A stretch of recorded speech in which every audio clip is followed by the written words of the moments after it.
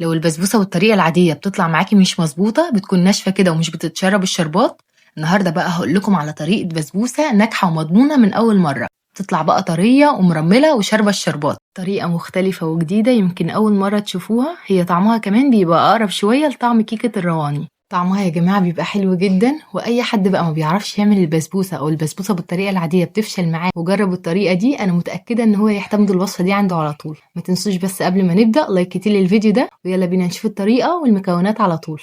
هنعمل البسبوسة النهاردة على الطريقة الجزائرية، هنعملها بالبيض وبتطلع حلوة جدا. هنجهز بقى طبق عميق وهنحط فيه بيضتين بحرارة الغرفة، نطلع البيض قبلها من التلاجة بربع ساعة ونستنى عليه لحد ما ياخد حرارة الجو. هنزود على البيض ظرفين فانيليا أو نص معلقة صغيرة من الفانيليا، فانيليا بودر أو سايلة المتوفر عندكم استخدموه. وهزود كمان رشة ملح صغيرة كده عشان تظبط الطعم، ونص كوباية سكر. السكر بقى نسبي، تزودوا أو تقللوا الكمية عن كده براحتكم. هناخد بقى المضرب اليدوي ونبدأ نخلط المكونات دي مع بعض كويس جدا، حوالي دقيقتين كده لحد ما نحس كده ان السكر بدأ يدوب معانا شوية. تقدروا كمان تستخدموا الخلاط، بتحطوا كل المكونات في الخلاط ما عدا المكونات الجافة اللي هي الدقيق والبيكنج باودر وكمان دقيق السميد. دلوقتي بقى هنحط على المكونات دي كمان كوباية الا ربع من السمنة على الزيت.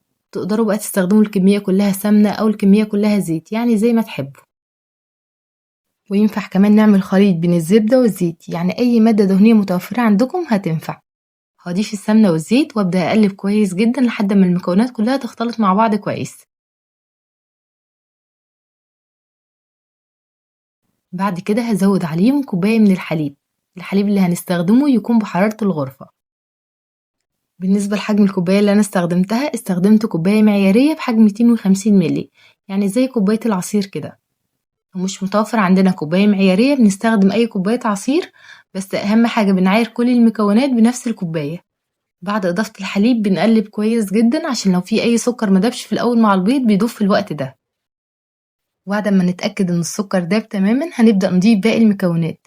هنزود كده ربع كوباية من جوز الهند، جوز الهند الخشن أو الناعم، أي حاجة متوفرة هتنفع. وينفع كمان نستغنى عن جوز الهند خالص. وهزود كمان ربع كوباية من الدقيق. نقلب بقى دقيق وجوز الهند مع باقي المكونات كويس. وطبعا لازم نحط دقيق وجوز الهند الأول عشان لما نحط دقيق السميد ما نقلبش كتير، عشان ما ننشطش مادة الجلوتين والبسبوسة تطلع ناشفة معانا. احنا عايزين البسبوسة تطلع معانا كده طرية ومرملة. دلوقتي بقى هنزود كوباية ونص من دقيق السميد الخام. بنستخدم دقيق سميد خام مش مخلوط بأي حاجة خالص. واستخدمت كمان دقيق سميد متوسط. وهزود كمان معلقة كبيرة من البيكنج باودر وزنها 10 جرام.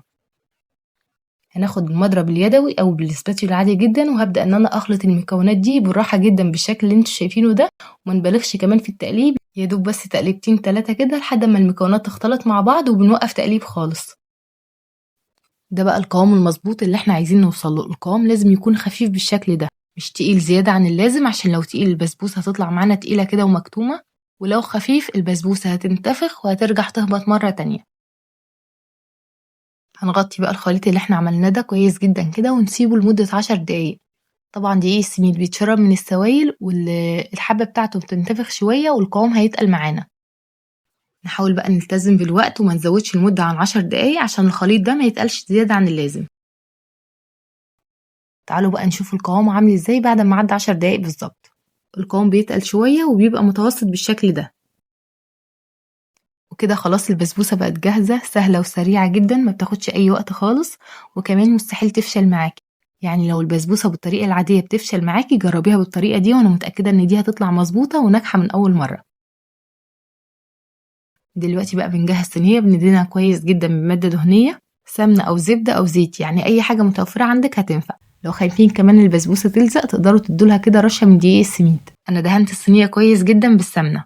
استخدمت كمان صينية مقاس 30 في 40. لو حابين سمك البسبوسة يكون اتخن شوية استخدموا صينية اصغر، يعني صينية مثلا مقاس 28، صينية مقاس 30، صينية بقى مربعة مدورة مستطيلة المتوفر عندكم استخدموه. انا البسبوسة كانت مطلوبة مني سمكها رفيع شوية، فعشان كده حطيتها في صينية كبيرة. نحط بقى خليط البسبوسة في الصينية كده ونوزعه كويس، وهناخدها على طول عشان نسويها. هندخلها فرن سابق التسخين على درجة حرارة 200. درجة حرارة 200 يعني درجة حرارة عالية. هنحطها في الرف الوسطاني، وزي ما قلنا الفرن يكون شغال من تحت بس. هتاخد معانا تقريبا من 20 ل 25 دقيقة وبنلاقيها استوت. في الآخر خالص بنولع عليها الشواية عشان تاخد لون ذهبي من فوق. أثناء ما البسبوسة بتستوي تعالوا نعمل مع بعض الشربات. هنجهز حلة أو كسرولة وهنحط فيها 1.5 كوباية من السكر، وهزود عليهم 2 كوباية من المية. عايزة أقول لكم إن أنا ما بقلبش الشربات خالص، بسيبه كده مع نفسه. هو أول ما بيبدأ في الغليان بنلاقي السكر كله داب. هنرفع الشربات على نار متوسطة، وأول ما يبدأ في الغليان هنزل عليه بعصير نص ليمونة. هنسيبه على النار لمدة 10 دقايق بس على نار متوسطة. بعد كده بنطفي عليه النار وهنديله الفانيليا. هنسيبه يهدى كده حوالي 10 دقايق، وفي الوقت ده البسبوسة بتكون استوت.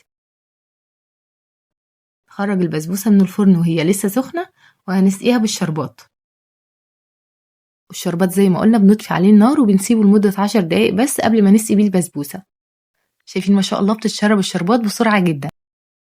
بتاخد بقى كل كمية الشربات اللي احنا حضرناها، نغطيها بصينية تانية أو ورقة فويل ونسيبها متغطية كده حوالي 10 دقايق أو 5 دقايق. وبعد ما بيعدي 10 دقايق بشيل الغطا من عليها عشان بخار المية ما يطريش وش البسبوسة. ولازم يا جماعة تغطوها عشان تطلع معاكم طرية. شايفين بقى ما شاء الله اتشربت كل كمية الشربات. في الآخر خالص بزينها كده برشة من جوز الهند، لو مش حابين براحتكم. هنسيبها تهدى بس شوية كده وبعدين نقطعها. قطعوها بقى بالحجم اللي انتوا حابينه، أصغر من كده أكبر من كده براحتكم. عايزة أقول لكم بقى إن هي كل ما بتقعد أكتر كل ما طعمها بيبقى أحلى. تعالوا بقى نطلع قطع ونشوفها هي عاملة ازاي. شايفين يا جماعة البسبوسة عاملة ازاي؟ عايزة اقول لكم ان انتوا لو جربتوها بالطريقة دي، لو البسبوسة العادية بقى بتفشل معاكم مش بتطلع معاكم مظبوطة، جربوا الطريقة دي وانا متأكدة ان هي هتطلع معاكم ناجحة ومظبوطة من اول مرة. تشربوا الشربات وطرية كده وطعمها حلو قوي، طعمها اقرب شوية لطعم كيكة الرواني. حلوة جدا وطرية ومرملة وسكرها مظبوط جدا. هتجربوها بالطريقة دي وانا متأكدة ان انتوا هتعتمدوها عندكم على طول. تعالوا بقى اوريكم هي عامله ازاي من جوه وقد ايه هي مرمله وبتدوب. شايفين بقى يا جماعه شكلها عامل ازاي؟